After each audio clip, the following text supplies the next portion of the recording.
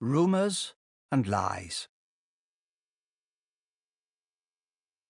I write in the naked pages of this diary so that the truth will be known and my fate will not be left to the rumours and lies already whispering through the streets of Sevilla. Many, I am sure, will try to turn my life into a morality play after I am dead. But no man's life is so easily understood or dismissed. I would not risk inscribing my secrets in this diary had I not been convinced to do so by my friend and benefactor, Don Pedro, the Marquis of Mota. I argued that nothing I would write could be circulated in my lifetime without being condemned by the Holy Office of the Inquisition and burned at the stake. The Inquisitor himself branded this danger into my imagination just yesterday. Perhaps it is this fresh threat, or the ultimatum of the king, that has at last caused me to pick up this quill and ink these words. The Marquis insisted that it is for posterity that I should write this diary, one's reputation being the only true immortality. But it is hardly vanity alone that causes me to write. 36 years have passed since my birth, or more correctly, since my mother left me, a swaddled bundle, in the barn of the Convento de la Madre Sagrada. It is no doubt a sign of my advancing years that I have been persuaded for the first time in my life to consider how I will be remembered. Yet there is another desire that leads me to write in this diary. It is to pass on what I have learned about the arts of passion and of the holiness of womanhood. Since I have forsworn matrimony, and have no heirs of my own blood, I must look to all who follow as my descendants, and try to share with them what I have learned from the women I have been privileged to know so well.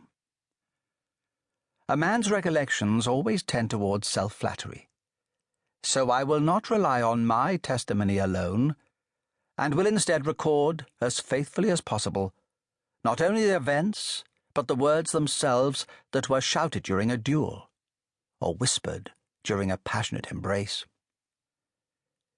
It is this same pride that leads me to begin my account with the most daring seduction I have ever undertaken. My ambition was nothing less than to free the king's chaste and lonely daughter from her imprisonment in the royal palace of the Alcazar, for a night. I knew that if I were caught, it would be my privilege as a noble to place my head on the executioner's block and avoid the shame of the gallows. A man's ambition, however, like his fate, is not always known to him in advance, and as I left the arms of the widow Elvira, I had no hint of the danger that I would embrace last night. A flicker of passion. "One more kiss," Elvira said, pulling gently on the sleeve of my maroon doublet as I dressed quickly.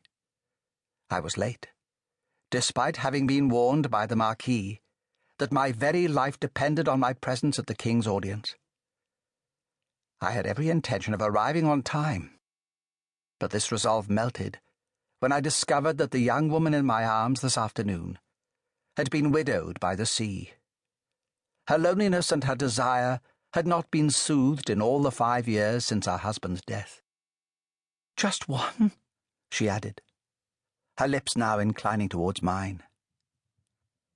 I looked at her smiling face and her black hair, dishevelled by our earlier desire. Her clear brown eyes reflected the flames of the candles that encircled the altar of her bed. How could I refuse her?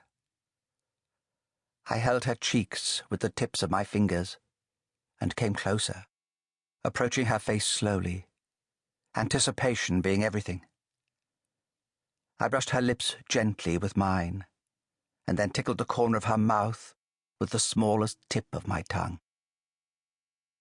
I knew not to smother her with kisses, so she would have to defend herself from my assault. I sipped